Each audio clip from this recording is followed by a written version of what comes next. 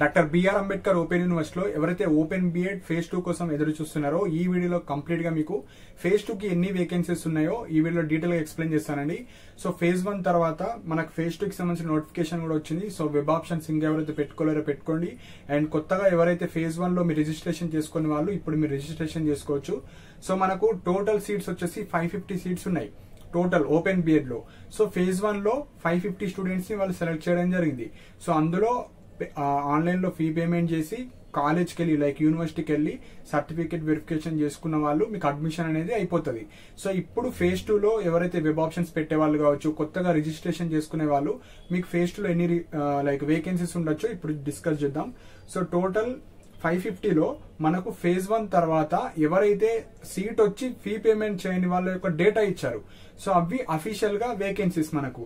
So total గా 117 students వాళ్ళ seat వచ్చినా కూడా వాళ్ళు ఫీ పేమెంట్ చేయలేరు, అంటే యూనివర్సిటీకి వెళ్ళలేరు, ఫీ కూడా పే చేయలేరు.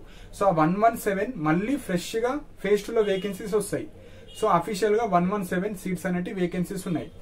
సో నెక్స్ట్ సర్టిఫికేట్ ఇష్యూస్ వల్ల కూడా కొంతమంది వేకెన్సీస్ ఉంటాయి, కానీ అవి ఎగ్జాక్ట్లీగా యూనివర్సిటీ వాళ్ళు ఆ డేటా మనకు చెప్పారు. సో ఆన్లైన్ లో ఫీ పేమెంట్ చేసి సర్టిఫికేట్ వెరిఫికేషన్ వెళ్ళని వాళ్ళు ఒక అప్రాక్సిమేట్ గా 20 to 50 మెంబర్స్ అయితే ఉంటారు, ఎక్కువ కూడా ఉండొచ్చు. సో నేనైతే అప్రాక్సిమేట్లీగా 20 to 50 అని అనుకుంటున్నారు.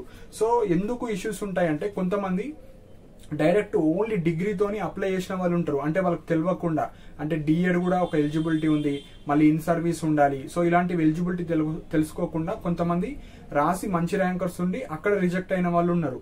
కొంతమంది లైక్ మెథడాలజీకి ఎలిజిబిలిటీ ఉండరు కొంతమంది. సో కొంతమంది ఓన్లీ సోషల్ కి ఎలిజిబుల్ ఉన్నారు, కానీ వాళ్ళు మ్యాథ్స్ కావచ్చు, ఫిజికల్ సైన్స్ కావచ్చు, బయాలజికల్ సైన్స్ అవి పెట్టారు. సో అలా పెట్టకూడదు. అలా పెట్టి అందులో సీట్ వచ్చిన వాళ్ళు కూడా రిజెక్ట్ చేస్తారు. సో మీకు సోషల్ లో వస్తే అది ఫస్ట్ మెథడ్. సెకండ్ మెథడ్ వచ్చేసి మీరు లాంగ్వేజ్ తీసుకోవాలి. సో కాలేజీలో జాయిన్ అయిన తర్వాత సెకండ్ మెథడ్ అది మీరు లాంగ్వేజెస్ కి ఎలిజిబుల్ ఉంటారు. సో కొంతమంది లైక్ ఎలిజిబుల్ లేని మెథడ్ కి పెట్టిన వాళ్ళు ఉంటారు, అందులో సీట్ వస్తే మీ యొక్క ఆప్షన్ సబ్జెక్ట్ చూస్తారు. సో మీరు డిగ్రీ ఎందులో చేశారు, మీ ఎలిజిబిలిటీ క్రైటీరియా ఈ మెథడ్ కి మీకు అప్లికేబుల్ లేదా అని చూసిన తర్వాత మీరు రిజెక్ట్ అయితే ఆ సీట్ మళ్ళీ ఇప్పుడు ఫేజ్ 2 లో వేకెన్సీ కింద వస్తాయి. సో ఈ డైరెక్ట్ డిగ్రీతో అప్లై చేసిన వాళ్ళు, డైరెక్ట్ బీటెక్ తో అప్లై చేసిన వాళ్ళు, డిఎడ్ మళ్ళీ ఫేస్ టు ఫేస్ మోడ్, అంటే ఓపెన్ డిఎడ్ చేసిన వాళ్ళు నాట్ ఎలిజిబుల్. సో ఇక్కడ ఎన్ఓఎస్ లో చేసిన వాళ్ళు, ఓపెన్ స్కూల్లో చేసిన వాళ్ళు డిఎడ్ వాళ్ళని కూడా రిజెక్ట్ చేయడం జరిగింది. ఫేస్ టు ఫేస్ మోడ్ చేసిన వాళ్ళకి మాత్రమే ఎలిజిబుల్ ఉంటుంది డిఎడ్. సో డిఎడ్ ఉండాలి, మళ్ళీ మెథడాలజీ ఎలిజిబిలిటీ ఇస్తారు, ఇన్ సర్వీస్. సో కొంతమంది ఎంఈఓ కావచ్చు, డిఓ సర్టిఫికేట్ తీసుకెళ్లలేరు. సో అలాంటివన్నీ చాలా స్టూడెంట్స్ ఉన్నారు. నేనైతే అనుకుంటున్నా ఒక 20 to 50 అని ఉండొచ్చు, 50 to 100 కూడా ఉండొచ్చు. సో నేను కొద్దిగా తక్కువ చేశాను, కాకపోతే ఎక్కువనే ఉండొచ్చు.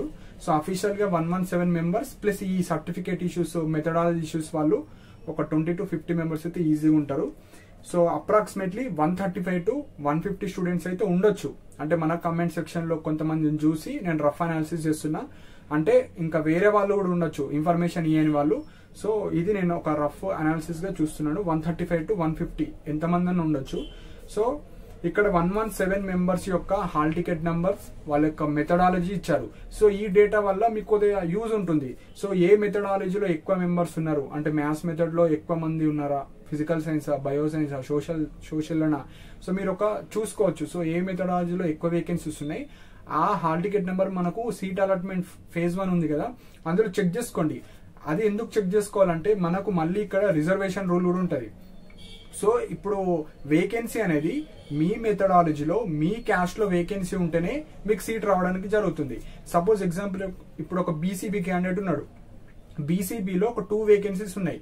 ఆ 2 వేకెన్సీస్ ఉంటే అప్పుడు నెక్స్ట్ బీసీబీ క్యాండిడేట్స్ కి మాత్రమే ఇస్తారు. సపోజ్ ఎస్సీలో ఒక 10 వేకెన్సీస్ ఉన్నాయి, ఆ ఎస్సీ స్టూడెంట్స్ కి మాత్రమే ఇవ్వడం జరుగుతుంది. సో మెయిన్ గా మనకు మెథడాలజీ ఇంపార్టెంట్. ఆ మెథడాలజీలో మన క్యాస్ట్ లో మనకు వేకెన్సీస్ ఉన్నాయో లేవో అది తెలుసుకోవాలి. సో ఈ 117 స్టూడెంట్స్ యొక్క హాల్ టికెట్ నెంబర్ మీరు సెర్చ్ చేస్తే, లేదంటే ఆ పీడిఎఫ్ లో చూసినా వాళ్ళు ఏ కేటగిరీకి చెందిన వాళ్ళు, సో ఆ కేటగిరీలో మనకు కట్ ఆఫ్స్ ఏ విధంగా ఉన్నాయి అవి చూసుకోవచ్చు. సో ఇప్పుడు ఈ 117 మెంబర్స్ కూడా కొంతమందికి స్పెషల్ బిఎడ్ లో టాప్ 100 లో టాప్ 50 లో ఉండే ఉంటారు. సో వాళ్ళు కూడా డైరెక్ట్ స్పెషల్ బిఎడ్కి వెళ్ళిపోతే ఇక్కడ వేకెన్సీ ఉంటుంది కాబట్టి ఇప్పుడు ఒక క్యాండిడేట్ బీసీబీ అనుకోండి, సపోజ్ ఆ బీసీబీ క్యాండిడేట్ అక్కడ వెళ్ళిపోతే ఇక్కడ మీకు ఇప్పుడు చాయిస్ ఉంటుంది ఫేజ్ 2 లో. సో అలా మీరు మెథడాలజీ చూడండి. మెథడాలజీ తర్వాత ఏ కేటగిరీలో ఆ క్యాండిడేట్ ఉన్నాడో అట్లా చూస్తే మీకు ఒక అనాలిసిస్ వస్తుంది, మనకు ఫేజ్ 2లో రావచ్చా, మనకు ఫేజ్ 1లో ఏ కేటగిరీ ఏ మెథడాలజీ ఎక్కడ కట్ ఆఫ్ ఆగిపోయిందో మీరు చూడండి. అందరు చూసుకుంటే మనకు మెయిన్ 4 మెథడాలజీస్ ఉన్నాయి. సపోజ్ మీరు మ్యాథ్స్ చూసుకుంటే మ్యాథ్స్ లో మీ కేటగిరీలో లాస్ట్ క్లోజింగ్ కట్ ఆఫ్ ఎక్కడ ఉంది, అండ్ మేల్ వేరు ఉంటుంది, ఫీమేల్ వేరు ఉంటుంది. సో మేల్ వాళ్ళు మేల్ చూసుకోండి, ఫీమేల్ వాళ్ళు ఫీమేల్ చూసుకోండి. సో మీ కేటగిరీలో మీ మెథడాలజీ చూసుకోండి. సో అప్పుడు చూసుకున్న తర్వాత మీకు ఒక రఫ్ అనాలిసిస్ వస్తుంది, ఓకే మన ర్యాంక్ వస్తుందా లేదా అని మీకు ఒక ఐడియా వస్తుందండి. సో చూడండి. సో ఈ 117 స్టూడెంట్స్ యొక్క లిస్ట్ PDF కూడా పెడతా, సో దట్ మీరు చూడొచ్చు లైక్ ఏ మెథడాలజీలో ఎక్కువ వేకెన్సీస్ ఉన్నాయి, అండ్ ఎవరైతే ఈ సర్టిఫికేట్ ఇష్యూస్ వల్ల రిజెక్ట్ అయిన క్యాండిడేట్స్ ఎంతమంది ఉన్నారో మనకు తెలియదు. సో అవన్నీ మనకు వేకెన్సీ కింద వస్తాయి. సో అప్రాక్సిమేట్లీగా ఒక 135 to 150, 150 to 200. సో ఎంత ఉండొచ్చు, ఎందుకంటే మనకు ఈ ఓపెన్ బిఎడ్ చాలా students normal degree candidates apply చేసిన వాళ్ళు ఉంటారు, కొందరు బీటెక్ గ్రాడ్యుయేట్స్ కావచ్చు, ఎలిజిబిలిటీ క్రైటీరియా తెలియకుండా కానీ బెటర్ ర్యాంక్స్ వచ్చిన వాళ్ళు ఫీ పేమెంట్ చేసి కూడా వెళ్ళిన వాళ్ళు ఉన్నారు. సో ఆ డేటా మొత్తం మనకు యూనివర్సిటీ వాళ్ళు కూడా ఇవ్వరు. సో అప్రాక్సిమేట్లీ మనకు ఉండొచ్చు ఒక 150 to 180 మధ్యలో ఉండొచ్చు. కాబట్టి మీకు ఎన్ని వేకెన్సీస్ ఉన్నా మీరు మళ్ళీ మీరు ఎలిజిబుల్ అయ్యే మెథడ్స్, స్టడీ సెంటర్స్ అన్ని ఇవ్వండి. సో కొంతమంది ఓన్లీ మనకున్న స్టడీ సెంటర్లో కూడా ఆప్షన్స్ చూస్తున్నారు, దగ్గరలో ఉంటేనే వెళ్తా అని. సో మనకు రెగ్యులర్గా వెళ్ళాల్సిన అవసరం లేదు. ఎగ్జామ్స్ ఉన్నప్పుడు కావచ్చు, మీకు హాలిడేస్ ఉన్నప్పుడు ఒక 1 వీక్ కావచ్చు, 10 days కావచ్చు, ఈ క్లాసెస్కి, ఎగ్జామ్స్కి, ప్రాక్టికల్స్కి హాలిడేస్ ఉన్నప్పుడే ఉంటాయి మోస్ట్లీ ఓపెన్ బిఎడ్కి సంబంధించినవి. సో మీకు ఎక్కడ వచ్చినా మీరు వెళ్ళేటట్టే ఉంటుంది కాబట్టి అన్ని స్టడీ సెంటర్స్ ఇవ్వండి, సో దట్ మీకు లిమిటెడ్ సీట్స్ ఉన్నాయి. ఆ 550లో కూడా మళ్ళీ 4 మెథడ్స్కి డివైడ్ అయి ఉంటాయి కాబట్టి సో ఫేజ్ 1లో మిస్టేక్ చేసిన వాళ్ళు మీరు అన్ని ఎలిజిబుల్ అయ్యే మెథడ్స్, స్టడీ సెంటర్స్, మళ్ళీ ఆ స్టడీ సెంటర్లో కూడా మీకు దగ్గరలో ఉన్న స్టడీ సెంటర్ టు దూరంగా ఉన్న స్టడీ సెంటర్ వరకు అన్ని పెట్టండి. సో ఇవి మనకు ఫేజ్ 2కి సంబంధించిన వేకెన్సీస్ అండ్ కొన్ని ఇంపార్టెంట్ పాయింట్స్ అండి. సో మనకు registration come web options last date as per schedule మనకు 27th లాస్ట్ డేట్ ఫిబ్రవరి. సో మళ్ళీ మనకు రిజల్ట్స్ వచ్చేసి ఫస్ట్ రోజు ఉంటాయి. సో ఇవి మనకు ఓపెన్ బిఎడ్కి సంబంధించినవి.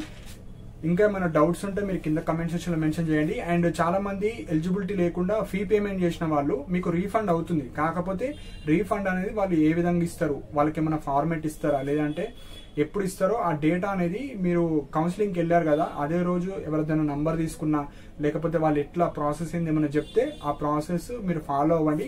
లేదంటే ఆ ఇన్ఫర్మేషన్ తెలియకపోతే మీరు ఒకసారి యూనివర్సిటీకి విజిట్ చేయండి, లేదంటే మెయిల్ అన్న చేయండి. సో మీరు ఏ అకౌంట్ ద్వారా అయితే ఫిల్ చేస్తారో ఒక రీఫండ్ ప్రాసెస్ ఉంటుంది. మీ అకౌంట్ డీటెయిల్స్ ఇవ్వడం, మీ హాల్ టికెట్ నెంబర్, మీ సీట్ అలాట్మెంట్, మీరు పే చేసిన రిసిప్ట్ అవన్నీ ఇచ్చేస్తే కొన్ని డేస్కి వాళ్ళు రీఫండ్ అనేది చేయడం జరుగుతుంది. సో అది హ్యూజ్ అమౌంట్ కాబట్టి ప్రాసెస్ అనేది ప్రాపర్గా ఉంటుంది.